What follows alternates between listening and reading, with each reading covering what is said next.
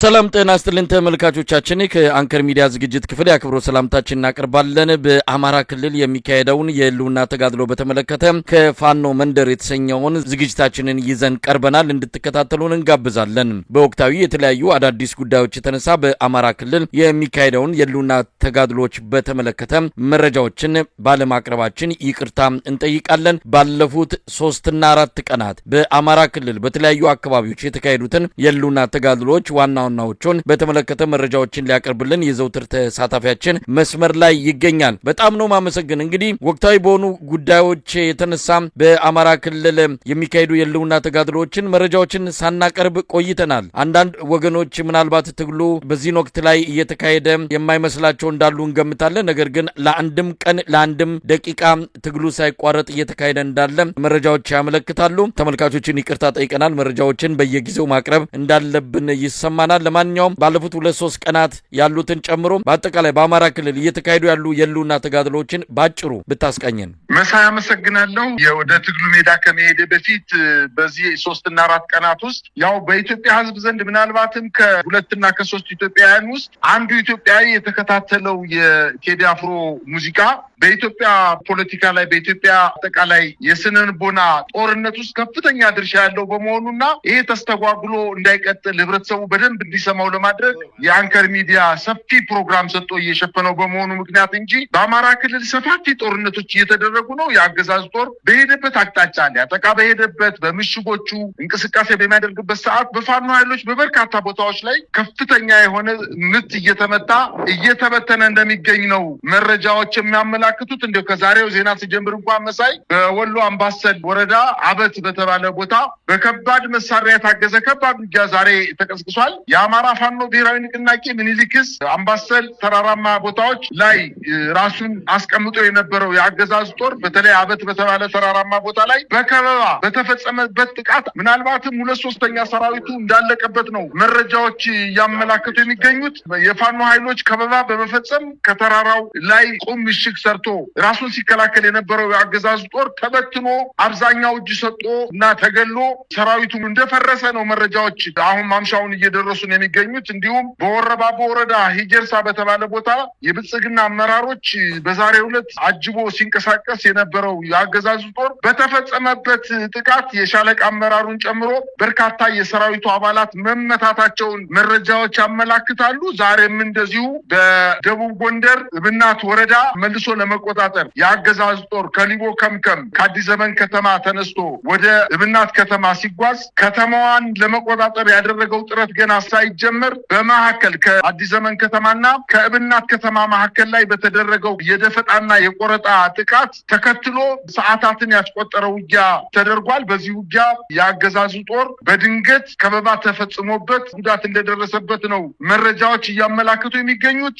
ሰራዊቱ መረጃ የሰጠን ኃይል ተሳስቷል በማለት እዛው ቦታ ላይ ስለተመቱ በርካታ ሰራዊቶቻቸው እጅ የሰጡ የተማረኩ የተገደሉ ሰራዊቶች በመኖራቸው እርስ በርሱ ተከፋፍሎ አንተነ መረጃ የሰጠ አንተነ በማለት እርስ በርሳቸው አሁንም ውጊያ እያደረጉ እንደሆነ ነው መረጃዎች እየጠቆሙ የሚገኙት። እንዲሁም በጉና በጌምድር ወረዳ እና በደራ ወረዳዎች በሁለቱ የደቡብ ጎንደር ወረዳዎች ላይ የፋኖ ኃይሎች ከበባ በመፈጸም በአገዛዙ ጦር ላይ ጉዳት እንዳደረሱበት ለማወቅ ተችሏል። እንዲሁም በዛሬው ዕለት በሰሜን ጎንደር አዳርቃይ አካባቢ በተደረገው ውጊያ ከ70 በላይ የአገዛዙ ጦር መደምሰሱን ለማወቅ ተችሏል። የአገዛዙ ጦር በወረዳዋ ቢስቲኔና ጥራይና በተባለ 2 ቦታዎች ላይ ባደረገው ውጊያ በርካታ ኃይሉ ተደምስሶ ከ60 በላይ እጅ የሰጠ እንዲሁም የአድማ ብተና 20 በአጠቃላይ የተገደሉት ከ70 በላይ እጅ የሰጡት ከ60 በላይ ሲሆኑ በርካታ የጦር መኮንኖች እጃቸውን ሰጥተዋል። ከ60 በላይ ክላሽንኮቭ መሳሪያና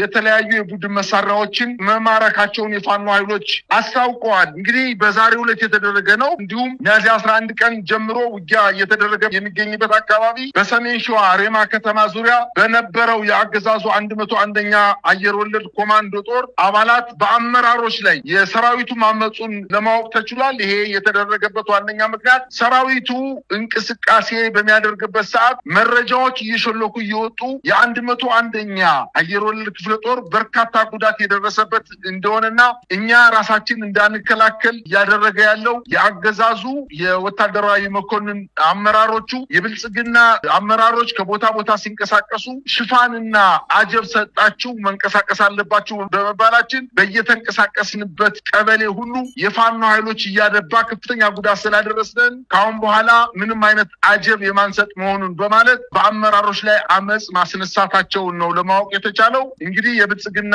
አመራር አጀብን መስጠት የማንችል መሆኑና ከምሽጋችን መውጣት ማንፈቅድ መሆናችንን በማለት ለ101ኛ ኮር ዋና አዛዥ ኮሎኔል ማቴዎስ ማሳሰቢያ መስጠታቸውና ይህን ተከትሎ እርስ በርሳቸው ተፋጠው እንደሚገኙ ነው መረጃዎች እያመላከቱ የሚገኙት። አሁንም በጎጃም አካባቢ ደብረወርቅ ከተማ የፋኖ ኃይሎች በፈጸሙት የማጥቃት እንቅስቃሴ ብዛት ያለው የአገዛዙ ጦር መደምሰሱንና በከተማዋ ውስጥ ለ6 ሰዓታት የደብረወርቅ ከተማን ተቆጣጥረው በርካታ የፋኖ ቤተሰብ እስረኛ የነበሩ ኃይሎችን አስፈትተው እንዲሁም ምሽጎችን ደረማምሰው ከተማዋን ከተቆጣጠሩ በኋላ በርካታ የብልጽግና አመራርን ጨምሮ የሰራዊቱ አባላት ተገለው ተማርከው እንዲሁም በውጊያው መካከል ላይ እጅ የሰጡ የሰራዊት አባላቶችን እንደሚገኙበት መረጃዎች ደርሰውናል። በሌላ ዜና በምዕራብ ወሎ ቀጠና በተደረገው ውጊያ በተለይ በቦረና ሳይንት ወረዳ ሰኞ ገበያና በታ በተባሉ ቦታዎች ላይ በተደረገው ውጊያ ከ100 በላይ የአገዛዙ ጦር ሙትና ቁስለኛ መደረጉን ለማወቅ ተችሏል። በሰሜን ወሎ መንቂት ወረዳ እንግዲህ በጣም ወታደራዊ ስትራቴጂ ጠቀሜታ ያላት ወረዳ ነች። የፋኖ ኃይሎች በዙሪያው የነበረው ምሽግ አጥቅተው ወደ ከተማዋ ዘልቀው በመግባት በርካታ ጉዳት እንዳደረሱ መረጃዎች ያመላክታሉ። እንግዲህ በወሎ የአጼ ምኒልክ የ105ኛ ኮር የተለያዩ አሃዶች በአገዛዙ ጦር ላይ እንዲሁም በመካነ ሰላም ከተማ ጥቃት መፈጸማቸውንና የ29ኛ ክፍለ ጦር 25ኛ ክፍለ ጦርና 47ኛ ክፍለ ጦሮች በጋራ ባደረጉት የማጥቃት እንቅስቃሴ ከ300 በላይ የአገዛዙ ጦር ጉዳት እንደደረሰበትና የ11ኛ 203ኛ ኮር ከአድማ ብተና ጋር በጋራ ለማጥቃት ውጊያ የከፈቱ ቢሆንም ከፍተኛ ኃይሉ ተመቶበት ወደ ተለያዩ አካባቢዎች መበተኑ በተለይ ከ197 በላይ የአገዛዝ ጦር የተገደለ ሲሆን ከ100 በላይ ደግሞ የቆሰለ መሆኑን 17 የአገዛዝ ጦር የተማረከ ሲሆን አንድ ቲም ሙሉ የዚህ የጠቀስኩልህ የሶስቱ ክፍለ ጦሮች አንድ ቲም ተደራጅቶ ከውጊያ መሃል ላይ ራሱን አሸሽቶ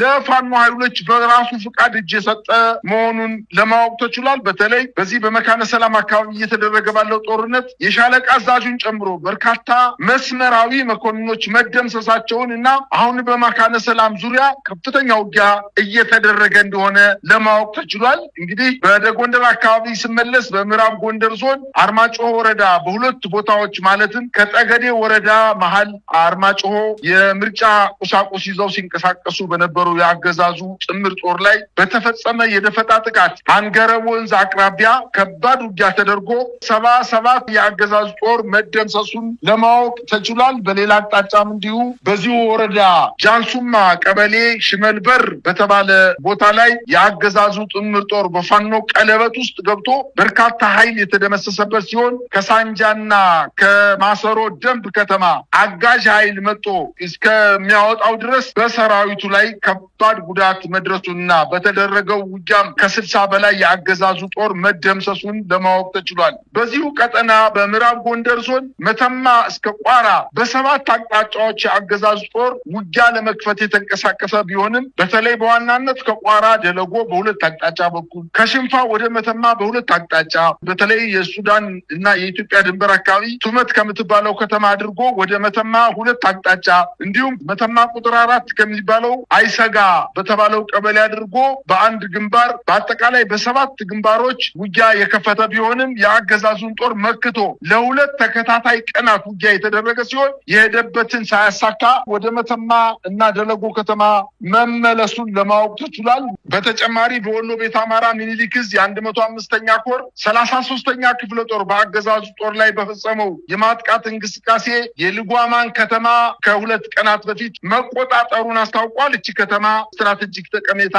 ያላት ቲርትሪ በተባለው አካባቢ የነበረውን የወታደራዊ ምሽግ በማጥቃት የልጓማን ከተማ መቆጣጠር መቻሉን አስታውቋል። በከተማዋ ዙሪያ ተገንብቶ የነበረው ሁለት የኮንክሪት ምሽግ ተደርምሶ በታላቅ ድል ከተማዋን መቆጣጠራቸውና በተደረገው ውጊያም 32 የአገዛዙ የመከላከያ ሰራዊት አባላት መገደላቸውን የአገዛዙን ጦር ጭነው ሲንቀሳቀሱ ሲሸሹ የነበሩ 11 የመከላከያ አባላት ፈረስ ሜዳ በተባለ ቦታ ላይ ጉዳት እንደደረሰበት ለማወቅ ተችሏል። አሁንም ኩታበር እና አጋሙ በተባለ ቦታ ላይ 7 የአገዛዙ ጦር እንዲሁ እጅ መስጠቱን አባናዶ ክፍለ ጦር አስታውቋል። አሁንም ያው ያልተቋጨ መሆኑን ነው ለማወቅ የተቻለው። እንግዲህ በራያም ከ3 ቀናት በፊት በርካታ ውጊያዎችን ከፍቶ የነበረው የአገዛዝ ጦር እስከ ቆቦ ከተማ ድረስ የፋኖ ኃይሎች ወደ ከተማዋ ዘልቀው በመግባት ከፍተኛ ክሳራ ያደረሱበት ሲሆን በዚህ አካባቢ የተደረገው በጣም የሚገርመው በነጌታቸው ረዳ የሚመራው ሀራ መሬት የሚባለው ከህወሓት ተገንጥሎ በፌዴራል መንግስቱ ድጋፍ የሚሰጠው ህወሓት የነበሩ ኃይሎች ከአገዛዝ ጦር ላይ በጋራ ፋኖ ኃይሎችን ለማጥቃት እንቅስቃሴ እንዲያደርጉም በውጊያው እነሱም ጨምሮ እንደተመቱና በርካታ ኃይል እንደተደመሰሰባቸው ይዘውት የነበረውን ቦታ በፋኖ ኃይሎች መነጠቃቸውን ነው መረጃዎች እያመላከቱ የሚገኙት። መሳይ እንግዲህ በአማራ ክልል የሚካሄደው የህልውና ተጋድሎን በተመለከተ በየጊዜው የሚወጡትን መረጃዎች እግር በእግር እየተከታተልን ማቅረባችንን እንቀጥላለን። አሁን አጠቃላይ ያለው ቁመና ምን ይመስላል? ምርጫ ለማካሄድ አገዛዙ የተለያዩ ተልኮች የተሰጣቸውን መዋቅሮቹን በየቦታው እንደበተናቸው ይሰማል። ምርጫውን ለማካሄድ ቆርጦ የተነሳ ይመስላል። የምርጫ ቦርድ ኃላፊነቱን ለመከላከያ ሰራዊት ያስረከበ ነው የሚመስለው። በተለይ በአማራ ክልል መከላከያ ሰራዊት ነው የምርጫ አስፈጻሚ። ምርጫ በተመለከተ ጉዳዩን እያስፈጸመ ያለው መከላከያ ሰራዊት እንደሆነ ነው በዋናነት አማራ ክልል። በሌሎችም አካባቢዎች እንደዚሁ መከላከያ ሰራዊት በህገ መንግስት የተሰጠውን ተልኮ ትቶ ምርጫ አስፈጻሚ የሆነበት ሁኔታ ነው የተፈጠረው። እስቲ ከዚህ ጋር በተያያዘም ያሉትን ነገሮች አጠቃላይ ይሄ ምርጫ ለማካሄድ የማያስችሉ ሁኔታዎች እንዳሉ እየታወቀ ነገር ግን የፈለገ ቢመጣ ምርጫውን እናካሄዳለን ብለው ቀጥለዋል። ምን እየተባለ ነው በአማራ ክልል? መሳይ አማራ ክልል አሁን ምርጫ ማስፈጸም አይደለም ህዝብን ማስተዳደር አቅቶት ብልጽግና የሚባለው የምስለኔ አስተዳደር ከመከላከያ ጀርባ ተቀምጦ በሄደበት እየተከራተተ ያለ መንግስት አገሪቱን እየገዛት በተለይ የአማራ ክልልን እየገዛት ያለው የሲቪል አስተዳደር አይደለም። ሙሉ በሙሉ የመከላከያ ጁንታ የፈለገውን የሚያስር አቅም ቢኖረው የአማራ ክልል ህዝብ የሚጨርስ ኃይል ነው አማራ ክልልን እያስተዳደረ ያለው። አማራ ክልል በዚህ ሰዓት እየተዳደረች ያለችው በጦር ጀነራሎች ጁንታ ወይንም ወታደራዊ አስተዳደር ተንሰራፍቶ ህብረተሰቡን ከፍተኛ ስቃይ ውስጥ እየከተቱ ያሉበት ሁኔታ በወታደራዊ ምሽጎቻቸው የምርጫ ጊዜያዊ ጣቢያ አቋቁመው የተማሪዎችን የዩኒቨርሲቲ ተማሪዎችን የሃይስኩል ተማሪዎችን የቀበሌ ነዋሪዎችን የወረዳ ነዋሪዎችን ገበሬዎችን በተለያዩ ስብሰባ በመጥራት በማስገደድ አሰልፎ ምርጫ ካርድ እንዲያወጡ በማድረግ ሌላ ስርዓት አቁሞ ምርጫን በማስፈጸም ደረጃ ላይ ነው የሚገኘው። የአማራ ክልል ባገኘው አጋጣሚ ሁሉ የፋኖ ኃይሎች ከአማራ ክልል ህዝብ ጋር በጋራ በመቀናጀት የመከላከያ ሰራዊቱን እየመቱት በርካታ ቦታዎችን እየለቀቀ ወደ ጥቁር ዋና አስፋልቶች በተለይ ዞንን ከዞን ከሚያገናኙ ክልልን ከክልል በሚያገናኙ ክልልን ከፌዴራል መንግስት በሚያገናኙ ዋና ዋና የአስፋልት መንገዶች ካልሆነ በስተቀር ኪስ ወረዳዎች አካባቢ ላይ የመከላከያ ሰራዊት ውስጥ ነው ገብቶ ያለው። የፋኖ ኃይሎች በአፍንጫው አጠገቡ ስር ላይ ምሽጎችን አደራጅተው ሲፈልጉ ምሽጎችን ገብተው እየመቱ ከፍተኛ ስቃይ እያደረሱበት ነው የሚገኙት። የመከላከያ ሰራዊቱ አሁን ተስፋ ቆርጦ በብዛት ማለት በሚያስችል ደረጃ በጎጃም፣ በሸዋ፣ በወሎ እንዲሁም በጎንደር በርካታ የመከላከያ ሰራዊት የአድማ ብተና ኃይል የሚኒሻ ኃይል እየፈረሰ ወደ ፋኖ እየተቀላቀለ እንደሆነና አሁን የገባው ይመስለኛል። በጠቅላላ አገዛዙ ስልጣኑን ለማራዘም ብቻ ምርጫዋን እስከምትፈጸም ድረስ እነሱን ግብአት አድርጎ አማራ ክልል ህዝብ ሳይወድ በግድ ወደ ምርጫ እንዲገባ ለማድረግ እንደሆነ እንጂ ክልሉን ሰላም ለማድረግ እንዳልሆነ ስለገባው ሰራዊቱ እየፈረሰ ነው። አድማ ብተና አመራር እንኳን በወረዳ ደረጃ ያለው እየፈረሰ እየሸሸ ወደ ፋኖዎች እየተጠጋ ነው። የፋኖ ኃይሎች ደግሞ ጉልበታቸውን ጨምረው በምሽጎች ላይ ከፍተኛ የሆነ ዘመቻ በማድረግ ምሽጎቻቸው ድረስ ዘልቀው በመግባት እየመቱ እያፈራረሱት ነው የሚገኙት። ነገር ግን ካፈርኩ አይመልሰኝ ያለ ስርዓት ስለሆነ ወድቆ መጨረሻ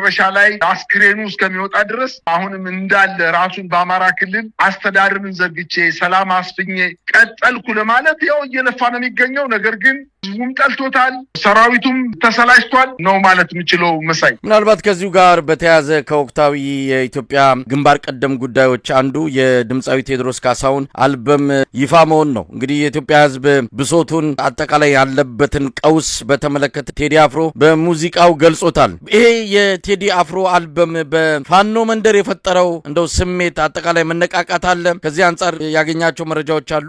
መሳይ የፋኖ ኃይሎች በሙዚቃ ተነቃቅተው አይደለም አይደለም ወደ ትግል የገቡ ነገር ግን እንቅልፍ የተኛውን የኢትዮጵያ ወጣት ወደ ቁጭትና ለቅሶ ውስጥ እንዲገባ አድርጎታል ወደ ልህ ውስጥ እንዲገባ አድርጎታል መሳይ ዛሬ ማምሻውን የደረሰኝ ዜና የሚያመለክተው በአማራ ክልል የሚገኙ ዩኒቨርሲቲዎች የባህር ዳር ዩኒቨርሲቲ ጎንደር ዩኒቨርሲቲ ደባርቅ ዩኒቨርሲቲ ደብረታቦር ዩኒቨርሲቲ ደብረ ብርሃን ኮምቦልቻ ደሴ ዩኒቨርሲቲዎች በአብዛኛው ዩኒቨርሲቲዎች ላይ የፌደራል ፖሊስ እና የመከላከያ ሰራዊት ገብቶ በየዩኒቨርሲቲው የቴዲ ሙዚቃ የሰሙ ተማሪዎችን በሌሊት በጨለማ በየዶርማቸው በመዞር ተማሪዎችን ጉሮሯቸውን እያነቀ እያሰራቸው እንደሚገኝ መረጃዎች ደርሰውኛል ምናልባትም በሲቪሎች ላይ ነው ጉልበት ሊፈጥን የሚችለው የቴዲ ዘፈን አዲስ አበባ ላይ የተመለከተው ነገር ወጣቱ በጣም ተበሳጭቶ ልህ ውስጥ ገብቷል በጣም ጸጸትና ቁጭት ውስጥ ገብቷል የአማራ ክልል ደግሞ ምናልባትም የፋኖ ኃይሎች በህዝባቸው ሞት በእህቶቻቸውና በእናቶቻቸው መደፈር በወላጆቻቸው አዝመራ መቃጠል አጠቃላይ በአማራ ህዝብ ላይ የደረሰው ውርደት ክብር ለመመለስ ወደ ጫካ ወጣው ድንጋይ ተንተርሰው የረባ ምግብ እንኳን ሳይበሉ የረባ እንቅልፍ ሳይተኙ በጫካ እያደሩ እየዋሉ የመከላከያ ሰራዊቱን አሁን በመገዳደር አልፈው በማጥፋት ላይ ይገኛሉና ምናልባትም እነሱ ቀድመው የነቁ ናቸው ነገር ግን የአማራ ህዝብ አሁንም ገና የሚቀረው ነገር ስላለ ሙዚቃው በአማራ ህዝብ ላይ ቁጭት ይፈጥራልና ከፋኖ ኃይሎች ጋር አብሮ በጋራ ወደ ማጥቃት የሚያስፈልገውን ግብዓት ወደ ማቅረብ የሚያስፈልገውን መረጃ ወደ ማቅረብ የአማራ ህዝብ በቴዲ ሙዚቃ ተነቃቅቶ የበለጠ በተለይ ወጣቱ በከተማ ላይ ኳስን እየተመለከተ ያለ ቁጭ ብሎ በስፖርት ስቴሽኖች ላይ ጌም የሚጫወት ድራፍት ቤት ውስጥ በመጠጥ ቤት ውስጥ ተቀምጦ ድራፍት የሚጠጣ በቤተሰቡ መኖሪያ አካባቢ የመከላከያ ኃይል ምሽግ ሰርቶ የተቀመጠ መከላከያ እያየ ነገር ግን እየወጣ እየገባ የእናቱን እንጀራ እየበላ ያለ ወጣትን ምናልባት ሙዚቃው ሲሰማ ቁጭት ውስጥ ገብቶ ወደ ፋኖ ኃይሎች እንዲቀላቀል ለማድረግ ትልቅ ድርሻ ይኖረዋል የሚል እምነት ነው ያለኝ ነገር ግን በአጠቃላይ ግን በኢትዮጵያ ከአፋር ድረስ እስከ ወለጋ